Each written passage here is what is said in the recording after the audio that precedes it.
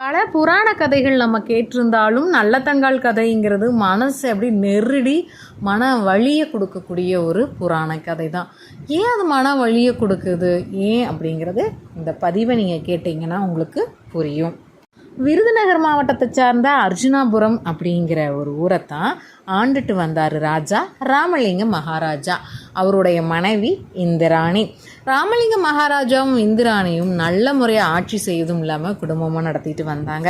அவங்களுக்குன்னு இருக்கிற ஒரே குறை, பல ஆண்டுகளாக குழந்தைகள் இல்லை. மிக பல ஆண்டுகள்லாம் கடந்து அவருக்கு அழகான ஒரு மகன் பிறக்கிறார். அவருக்கு நல்ல தம்பி அப்படின்னு பெயர் சூட்டுறாங்க. நல்ல தம்பி பிறந்து சில ஆண்டுகள் உருண்டோடியது அவருக்கு அழகான ஒரு பெண் தங்கையும் பிறக்கிறாள். அவளுக்கு நல்லதங்காள்னு ராஜாவும் ராணியும் பேர் வைக்கிறாங்க. அண்ணனும் தங்கையும் ரொம்ப சந்தோஷமாக அழகாக பொண்ணும் பொருளும் நல்ல செழுமையோடவே வளர்கிறாங்க. அவங்க நாடு எந்த அளவுக்கு செழுமையாக இருக்கிறதோ அந்த அளவுக்கு அவங்க குடும்பமும் செழுமையாகத்தான் இருந்தது. ஆண்டுகள் உருண்டோடியது. ராமலிங்க மகாராஜாவுக்கும் இந்திராணி அம்மையாருக்கும் முதுமை வந்து விட்டது. உடனே ராமலிங்க மகாராஜா என்ன நினைக்கிறாரு, நம்ம மகனுக்கு ஒரு நல்ல வரன் பார்த்து திருமணம் செய்து வைத்து முடிசூட்டி விடணும் நல்ல தம்பிக்குன்னு நினைக்கிறார். அப்படியே அவர் தேடி பிடித்த ஒரு மணமகள் தான் குந்தல தேசத்து கோமகனோட மகளான மூலி அலங்காரி. மூலி அலங்காரி இப்போ நல்லதங்காளுக்கு அண்ணியாக வந்துடுறாங்க. திருமணமான 10 நாளில் ராணி இந்திராணி இறந்துடுறாங்க.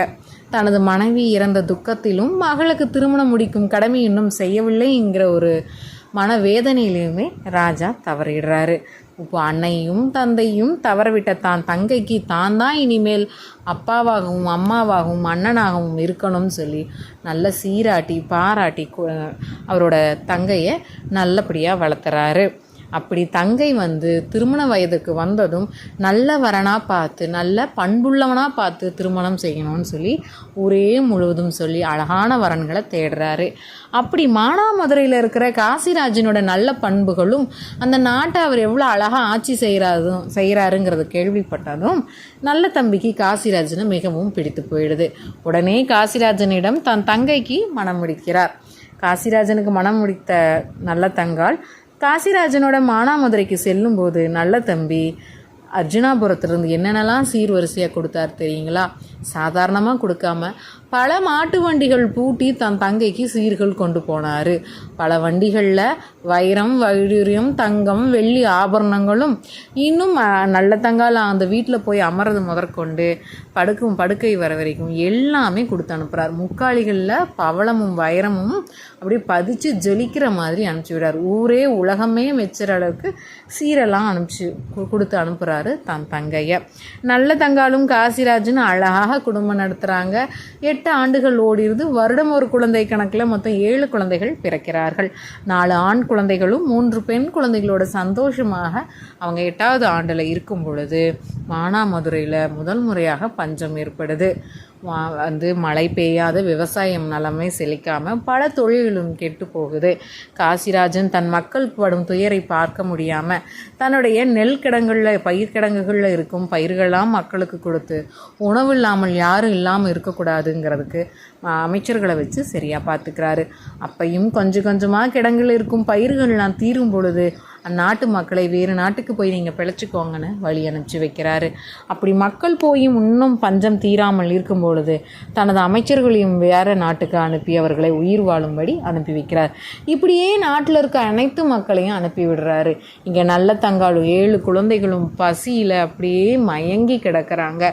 நல்ல தங்காலுக்கு ஒரு யோசனை, அனைவரையும் நம்ம அனுப்பிட்டோம் நாட்டை விட்டு, இன்னுமே நமக்கு பஞ்சம் தீர்ந்த பாடு இல்லை, அதனால் நம்மளும் உணவு இல்லாமல் இருக்க முடியுமா? இருக்கிறதெல்லாம் மக்களுக்கு கொடுத்துட்டாரு இல்லையா கணவர். இப்போ நம்ம குழந்தைங்களுக்கு என்ன பண்ணுறது? பேசாமல் நம்ம நல்ல தம்பி நம்ம அண்ணா வீட்டுக்கு போகலாம். நம்ம அர்ஜுனாபுரம் போய் இருந்தோம்னா நம்ம குழந்தைங்களுக்கு பசியாவது தீரும் இல்லையா? நம்ம கணவனையும் கூட்டிகிட்டு போவோம், பசியாவது ஆற்றிக்குவோம். பஞ்சம் தீர்ந்ததும் இங்கே நம்ம மக்களையும் அழைச்சிக்கலான்னு முடிவு பண்ணுறாங்க. உடனே தனது கணவரான காசிராஜனிடம் போய் நல்ல தங்காள் சொல்கிறாங்க, நம்ம ஏன் நம்ம அண்ணாவோட நாட்டுக்கு போகக்கூடாது? குழந்தைகள் நம்ம பட்னி கிடக்கலாம், குழந்தைகள் பட்னியாக இருக்காதே, பசியிலேயே இறந்துரும் போல இருக்குது, வாங்க நம்ம போகலான்னு கூப்பிடுறாங்க. உடனே அதுக்கு காசிராஜன் சொல்கிறாரு, இல்லைம்மா, அழைக்காத விருந்துக்கு போகிறது நல்லது இல்லை, நம்ம வேணாம் அப்படின்னு. இல்லை, குழந்தைகள் பட்னி கிடக்கிறாங்களே, குழந்தைகள் நீ தாங்காதுன்னு சொல்லி நல்ல தங்கால் அழுகிறாங்க. உடனே காசிராஜன் மனம் இறங்கி என்னங்கிறாரு, நான் ஒரு ராஜா, நானே என் நாட்டை பஞ்சுன்னு சொல்லி விட்டுட்டு போகக்கூடாது, அதனால் நான் இங்கே தான் இருப்பேன், நீயும் உன் குழந்தைகளும் நீ போம்மா, போய் உணவாவது கிடைக்கட்டும் நம்ம குழந்தைக்கு, நீ சொன்னது சரிதான் அப்படின்னு சொல்லி வழி அனுப்பி வைக்கிறாங்க.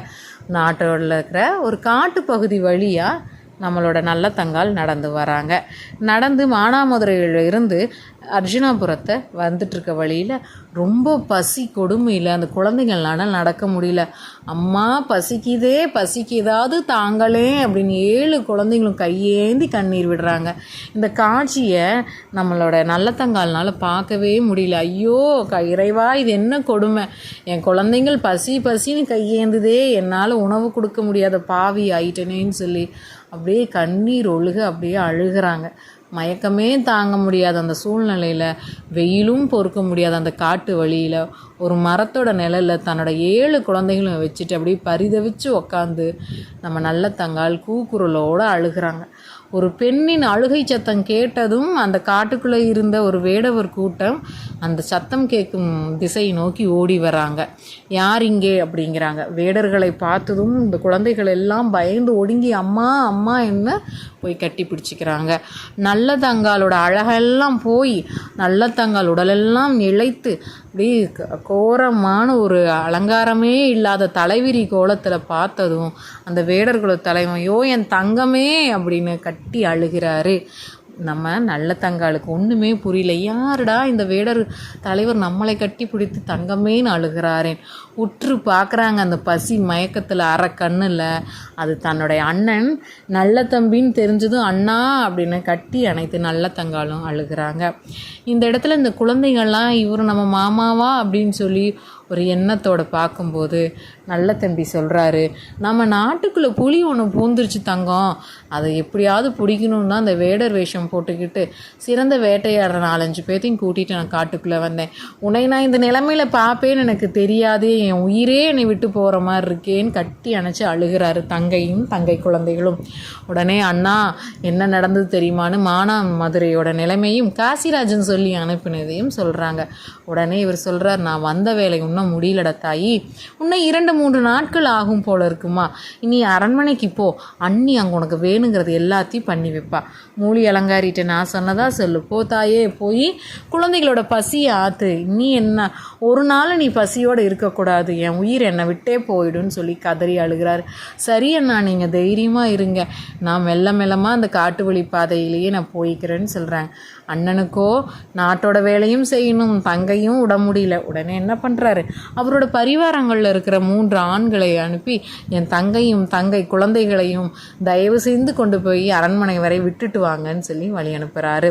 அந்த பரிவாரங்களோட வந்தது இன்னொருவர் முக்கியமானவர் யாருன்னா செந்திலபதி அப்படிங்கிற இளைஞன். அவர் யார் அப்படின்னா அந்நியான மூலி அலங்காரியோட தம்பி. இந்த செய்தியை தெரிந்ததும் இந்த செந்திலபதி என்ன பண்ணுறாரு, இந்த பரிவாரங்களில் இருக்கிற ஆண்மகன்கள் இந்த நல்லதங்காளையும் குழந்தைகளையும் அழைத்துட்டு போகிறதுக்குள்ளே அரண்மனையை நோக்கி ஓடி தான் அக்கா ஆன மூலி அலங்காரிட்டு போய் நடந்த விஷயமெல்லாம் சொல்கிறாங்க. நல்லதங்காள் இங்கே தான் அடைக்கலம் தேடி வரா, 7 குழந்தைகளோட தலைவிரி கோலமாக வரா, அண்ணனை கட்டி அணைத்து அப்படி அழுகிறா, இனி உன் சொத்துக்கு ஆபத்து வந்துருச்சுன்னு சொல்லி செந்திலபதி சொல்கிறான். மூலி அலங்காரிக்கு ஆரம்பத்திலிருந்தே நல்லதங்காளுக்கு கொடுக்குற செல்லமும் நல்லதங்காளுக்கு மட்டும் உசத்தி பேசுகிற நல்ல தம்பியின் குணமும் பிடிக்காது. இப்போ இதுதான் அவனுடைய கிடைத்த நேரம் நினைத்த மூலி அலங்காரி தான் அரண்மனையில் இருக்க அனைத்து பெண்களையும் சேவர்களையும் கிளம்ப போய் சொல்லிட்டு அரண்மனையில் இருக்கிற எல்லா பொருள்களையும் பாதாள அறையில் பதுக்க சொல்கிறாங்க. உணவு பண்டங்கள்லேருந்து எல்லா தங்கம் வைடூரியம் ஆபரணங்கள் எல்லாத்தையும் பதுக்க சொல்லிட்டு ஒரு கட்டிலில் உடம்பு முடியாத ஆள் மாதிரி படுத்துக்கிறாங்க. நம்ம அரண்மனை நோக்கி வந்த நல்ல தங்காள் அந்த பரிவாரங்கள் கூட வந்தவர்களாம் பார்த்துட்டு, நீங்கள்லாம் போங்க சகோதரர்களே, எங்கள் அண்ணாவுக்கு போய் உதவி செய்யுங்க, நீ அண்ணி இருக்காங்க, நான் என் குழந்தைகளை பார்த்துக்கிறேன்னு வழி அனுப்பி வைக்கிறாங்க. அரண்மனை கதவுகள்லாம் தாளிடப்பட்டு இருக்கும் போதே நம்ம நல்ல தங்காளுக்கு மனசில் ஏதோ நெருடலாக இருந்துச்சு. வாசலில் நின்று அண்ணி அண்ணி என்று கூக்குரலோட கூப்பிடுறாங்க. காதில் விழுந்தும் விழாதத மாதிரி இந்த மூலி அலங்காரி படுத்திருக்காங்க. நல்ல தங்காளுக்கு இதுக்கு மேலே ஒரு நிமிஷமும் குழந்தைகள் பசி பொறுக்காதுங்கிறத தெரிஞ்சுட்டு, ஈஸ்வரா எனக்காக இந்த கதவை திறந்து விட, என் குழந்தைகள் பசி ஆறணும் கை கூப்பி வேண்டுறாங்க. உடனே அந்த கதவுகள் தானாக திறக்கப்படுது. நல்ல தங்காள் 7 குழந்தைகளையும் கூட்டிகிட்டு உள்ளே போய் அண்ணி அண்ணின்னு போய் தேடும்போது அண்ணி தன்னோட அறையில் கட்டலில் ஒடுக்கி படுத்திருக்காங்க. அண்ணி இந்த மாதிரி என் குழந்தைகளும் நானும் பசி தாழ முடியாமல் நம்ம நாட்டை நோக்கி வந்திருக்கோம். வழியில் நான் அண்ணனை பார்த்தேன். அண்ணிட்டு போய் சொல்லு, அண்ணி உங்களுக்கு அறுசுவை உணவு கொடுப்பாங்கன்னு சொன்னாங்க. எனக்கு ஏதாவது ஒரு உணவு கொடுங்கள், என் குழந்தை பசியில் இருக்க அண்ணி, மயங்கிட்டு இருக்க அண்ணி, இறந்து கொண்டு இருக்கிறார்கள்னு சொல்லி அழுகிறாங்க. அப்போ மூலி அலங்காரி சொல்கிறாங்க, நாங்களே உங்கள் அண்ணன் காட்டுக்கு வேட்டைக்கு போயிருக்காருமா, பத்திரமா வரணும்னு சொல்லி அரண்மனையில் இருக்கிற எல்லாரும் விரதம் இருக்கிறோம், நான் எங்கே போவேன் உணவுக்குன்னு சொல்லி சொல்கிறாங்க. உடனே நல்ல தங்காள் சொல்கிறா, அண்ணி எனக்கும் அண்ணன் முக்கியம்தான், நானும் விரதம் இருக்கேன் அண்ணன் வர வரைக்கும், ஆனால் நான் பெற்ற 7 ஜீவன்களும் நீ உயிர் பிழைக்க முடியாத அண்ணி, ஏதாவது ஒரு உணவு கொடுத்து உதவுங்கள்னு சொல்கிறாங்க. அரிசியெல்லாம் இங்கே எதுவுமே இல்லை, கொஞ்சமாக சோளம்தான் இருக்குது, அதை வச்சு ஏதாவது பண்ணிக்கோன்னு சொல்கிறாங்க. ரொம்ப நன்றி அண்ணின்னு அந்த கிடைச்ச அந்த சோள முத்தை எடுத்துக்கிட்டு போகிறாங்க.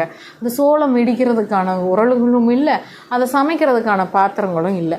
உடனே மூலி அலங்காரி அங்கேருந்து சேவகனூரில் ஒரு பெண்ணை அழைச்சி உடைந்து போன பானை கொடுத்து அவளை சமைக்க சொல்லுன்னு சொல்கிறாங்க. அந்த பானையிலையும் பச்சை ஓலைகளை வச்சு எப்படியோ நல்ல தங்காள் தான் குழந்தையின் பசி போக்க அந்த கஞ்சி கலரி கொண்டு இருக்கிறார். அப்போ இந்த குழந்தைகள் பசிக்காக அந்த பானையில் எப்போ அந்த கஞ்சி செய்து முடிப்பா, தான் அன்னை தான் சாப்பிட்லாம் அப்படின்னு சொல்லி காத்துக்கிட்டு இருக்காங்க. ஆனால் அந்த கஞ்சி கொதிக்க கொதிக்க தீ அணைஞ்சு போகுது. நல்ல தங்காலும் பற்ற வைக்க முயற்சி செய்கிறா, ஊதும் தெம்பும் தன்னிடம் இல்லை. உடனே அன்னபூர்ணி தாயே, நான் பத்தினிங்கிறது நீ நினச்சேன்னா, என் குழந்தைங்களோட பசி தீரணும்னு நீ நினச்சின்னா, எப்படியாவது அந்த அடுப்பை பற்ற வைக்க எனக்கு உதவி செய்ய அன்னபூர்ணி தாயேன்னு கை கூப்பி வேண்டுறாங்க. உடனே நெருப்பு குபு குபுன்னு அழகாக பற்றிக்குது. கஞ்சியும் கொதிக்க ஆரம்பிச்சிச்சு. கஞ்சி தயாராகி முடிக்கும் வேலையில் இது மாதிரி அன்னபூர்ணி தாயிட்ட அவள் வேணும்னா தீ பிடிச்சிருச்சுன்னு போய் சேவக பெண் சொன்னதும் மூலி அலங்காரி திடுதுப்புன்னு அந்த கஞ்சியான அந்த மண் பானையை உடைச்சி காலில் தள்ளிடுறான். ஏன் அரண்மனையை பற்ற வைக்கிறதுக்கு தான் நீ வந்தியான்னு சொல்லி கேட்கும்போது அந்த சாதம் அந்த கஞ்சியெல்லாம் செதறி கிடக்குது. பசியில் துடித்த அந்த குழந்தைகள் கஞ்சியை பார்த்ததும் போய் நாவாலையும் கையில் எடுத்தும் அப்படி உண்றதை பார்த்ததும் இந்த நல்ல தங்கால்னால தான் பெத்த செல்வங்கள் இப்படி சாப்பாட்டுக்காக கையிலையும் நாக்காலையும் சாப்பிட்றத பார்த்துட்டு உயிரே போகிற மாதிரி ஆயிடுச்சு. இந்த வேதனையை இனி தன்னால் தாங்கிக்க முடியாது. இனி என்னென்ன கேவலங்கள் ஒரு உணவுக்காக நம்ம பெத்த இடத்துல பிறந்த இடத்துல நம்ம அனுபவிக்கணுமோ அப்படின்னு நினச்ச நல்ல தங்காள் உடனே பிள்ளைகளை 7 பேத்தையும் கூட்டிகிட்டு தலைவிரி கோலமாக போயிட்டே இருக்கா.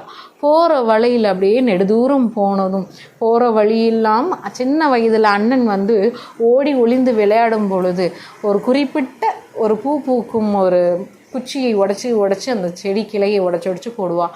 அண்ணன் தான் இங்கே தான் இருக்கான்னு எளிதில் கண்டுபிடிக்கிறதுக்கு. அதே மாதிரி போகிற வழியெல்லாம் அந்த பூச்செடியின் கிளையை உடைத்து போட்டுக்கிட்டு 7 குழந்தைகளையும் கூட்டிக்கிட்டு போகிறாள். போகும்போது அங்கே யாருமே இல்லை.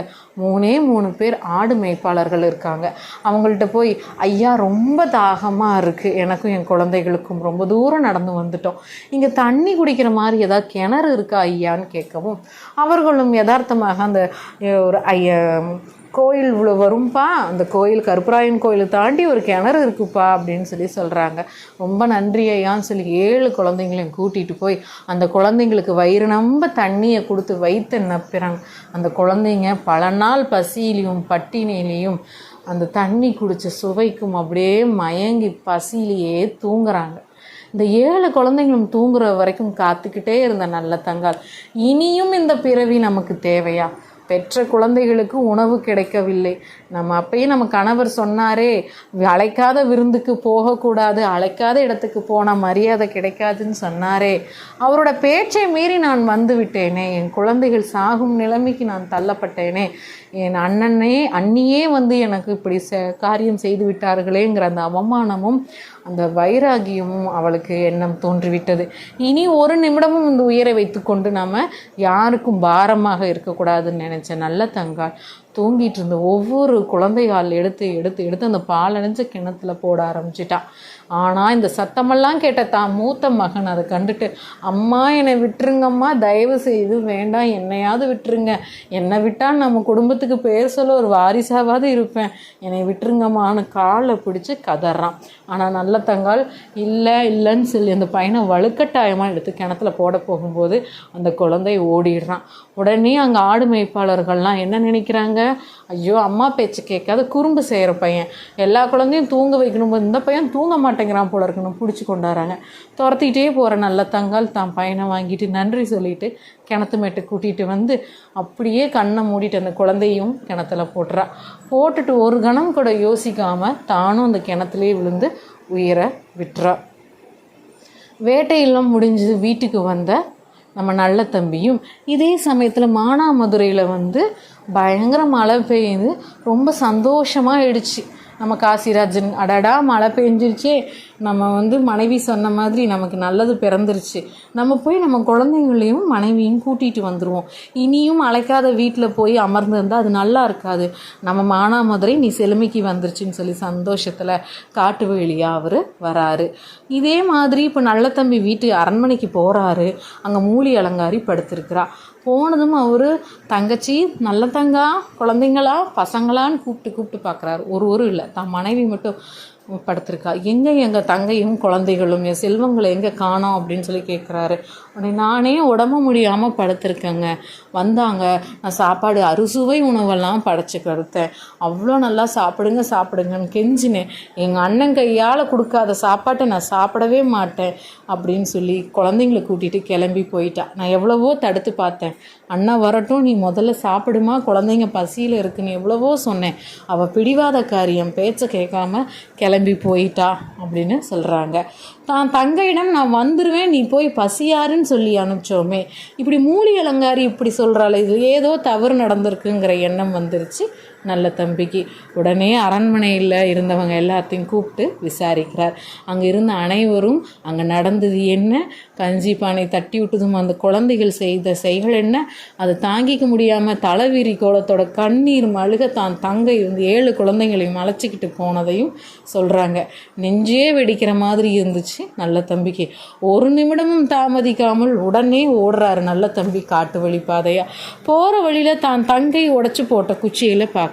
இது நம்ம நல்ல தங்காலுக்குரிய பழக்கம் அல்லவா, தான் போகும் இடம் தான் அண்ணனுக்கு தெரியணும்னு சிறு வயதிலிருந்து இந்த கிளையை உடைச்சி போடுவா. இனி தங்கை போன தடம் இதுதான் போயிட்டு இருக்கும்போது ஒரு வழியில் காசிராஜனையும் சந்திக்கிறார். அவர் அழுதுட்டு இருக்கிறத பார்த்து காசிராஜன் என்ன ஆச்சு அப்படின்னு கேட்கும்போது தான் தங்கைக்கும் தங்கை மகளுக்கும் நடந்தது சொல்லும்போது காசிராஜனுக்கு இதயமே நின்றுச்சு. உடனே காசிராஜனும் நல்ல தம்பியும் அந்த உடைந்த கிளைகளை நோக்கியே நடந்து போகும்போது அது போய்விட்ட இடம் ஒரு பாலடைந்த கிணறு. எட்டி பார்க்குறான் நல்ல தம்பி. அப்படியே தலைவிரி கோலத்தில் தான் தங்கையும் அழகான 7 செல்வங்களும் இறந்து மிதந்து கொண்டிருக்கிறார்கள்.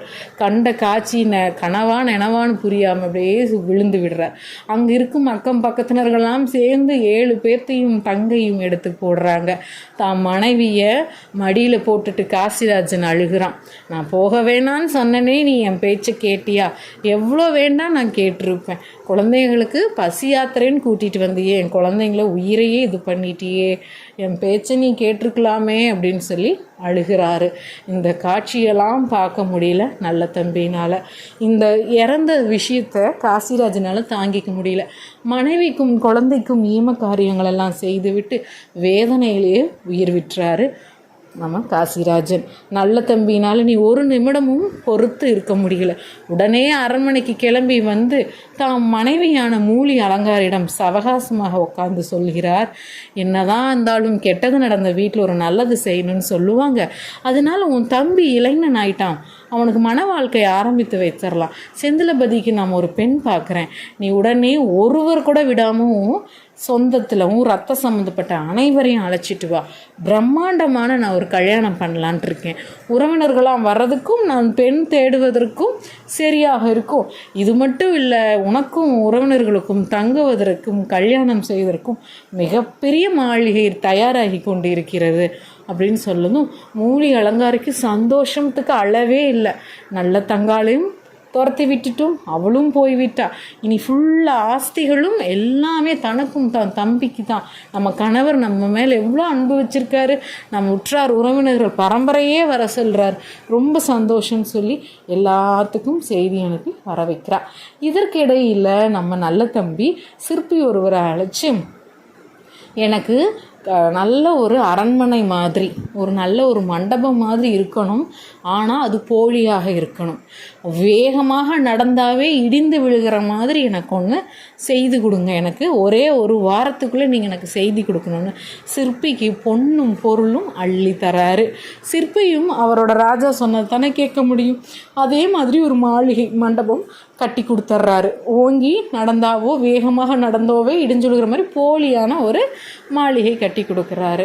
நம்ம மூலி அலங்காரி உறவினர்களாம் ஒவ்வொருவராக வந்ததும் என்ன பண்ணுறார் நல்ல தம்பி, நீயும் உன் தம்பியும் உன் தந்தை அன்னை உற்றார் உறவினர்கள் எல்லாரும் அந்த மாளிகையில் என்று நீங்கள் தங்கணும், அதுதான் என் ஆசைன்னு சொல்லி அனுப்பிவிடுறார். எல்லாரும் ஒரே பெருமிதத்தோடு அந்த அலங்காரம் பண்ணிக்கிற மாளிகைக்குள்ளே போகிறாங்க. அது அனைவரோட இதையும் சேர்ந்து எல்லாம் இடிந்து அவர்கள் மேலே விழுகுது. ஒருவர் கூட பிழைக்கவில்லை, அனைவரும் செத்து மடிகிறார்கள் அந்த மாளிகையோடு. அதை கண்ட நல்ல தம்பிக்கு இப்போ தான் தான் தங்கைக்கு ஏதோ ஒரு கைமாறு செய்த மாதிரி ஒரு உணர்வு வருகிறது. அவ்வளோதான் நண்பர்களே இந்த கதை. இந்த கதையை நான் சிறு வயதிலேயே கேட்டிருக்கேன். ரொம்ப மனசை பாதித்த ஒரு கதை இது. நீங்கள் கேட்டு உங்களுக்கு இது எப்படி இருந்துச்சு இந்த கதை அப்படிங்கிறத கமெண்ட்டில் சொல்லுங்கள். மறக்காமல் நம்ம சேனலை சப்ஸ்கிரைப் பண்ணுங்கள். இது மாதிரி நிறைய கதைகள் நம்ம பார்க்கலாம்.